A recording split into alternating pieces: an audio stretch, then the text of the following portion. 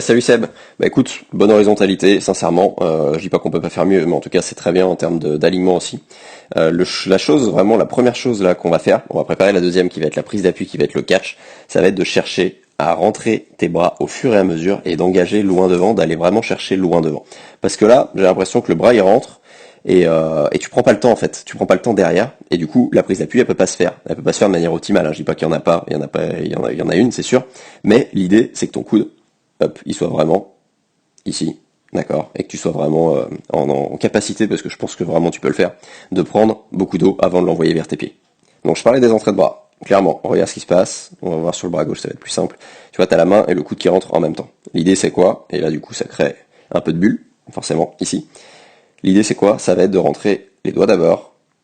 Ok, par ici, peu importe exactement, hein, mais l'idée c'est ça, hein, c'est que ça soit pas totalement tendu, que ça soit pas non plus totalement au niveau du bonnet, mais tu rentres progressivement, et ça t'aide ensuite à engager plus facilement le bras en avant. Et le fait de l'engager plus facilement en avant, bah, ça va créer un roulis où tu vas être plus important, plus à l'aise, plus sur le côté, plus sur la tranche, donc il y aura forcément moins de frein. Mais surtout, dans ton cas, le fait d'engager loin devant, ça va te permettre de créer ce temps pour prendre le temps, oui, ça veut dire la même chose, de mettre le creux du coude vers le bas, et du coup, de faire ce fameux catch. Donc si je résume, en 1, c'est entrer par les doigts, ensuite l'avant-bras, ensuite le coude pour engager loin devant, comme ici, d'accord? Mais là, je te l'ai fait au ralenti. Toi, tu prends pas le temps là-dessus. Et du coup, en 2, donc là t'as l'engagement d'épaule loin devant, tu vois, tu sais le faire. Et en 2, ça va te permettre, du coup, cette grosse prise d'appui, hop, je vais y arriver, cette prise d'appui, ce catch, pour envoyer de l'eau, du coup, derrière, ça, tu sais le faire aussi.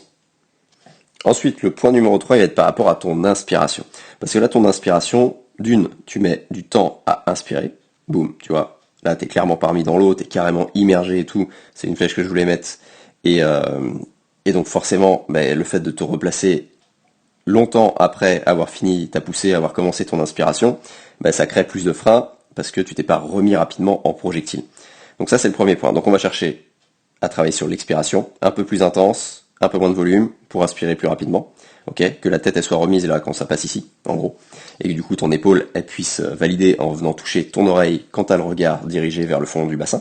Ça c'est le premier point sur l'inspi, et le deuxième point, je vais mettre, c'est aussi un point du corps projectile, ça va être de rester, tu vois, immergé de la tête aux pieds le plus longtemps possible, et bien immergé, tu vois, au niveau de la cage thoracique aussi, nuque bien à plat, et tu dégages seulement, tu vois, au dernier moment, on va dire entre guillemets au dernier moment, quand tu as fini de pousser, pour te permettre, du coup, d'avoir moins de frein, forcément, et derrière, sur l'inspiration aussi, quand tu as fini d'inspirer, de te réimmerger aussi, rapidement.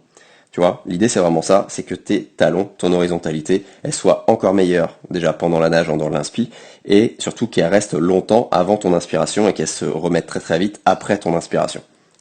Donc c'est exactement ce qu'on a fait au stage quand on faisait les 25 mètres, où on cherchait à sentir l'eau qui coulait sur la nuque, à sentir les pieds qui remontaient. Tu vois, on voit clairement que déjà ton battement un petit peu en surface, il le sera encore plus. C'est vraiment ça, cette idée, qu'il y ait vraiment une sensation de glisse supérieure grâce à ça aussi.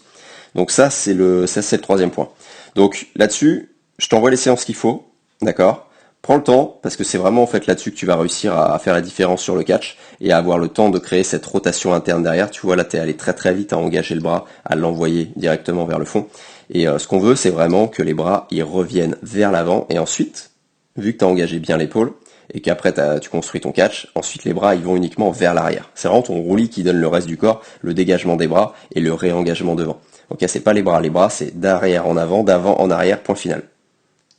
Donc sur ce, Seb, je te souhaite une excellente progression. Si tu as des questions, je suis là, t'hésites pas. Et nuque un peu plus à plat, t'as le regard légèrement devant, ça va se faire tout seul. Si toi aussi tu cherches un crawl vraiment plus en glisse avec un exercice que recommandent les milliers de triathlètes qui l'utilisent en ce moment, l'exercice de la paume magique, je te mets le lien en description, lien vers une semaine d'entraînement offerte avec 3 exercices en vidéo dont la paume magique. Je te laisse découvrir tout ça et je te dis à très vite.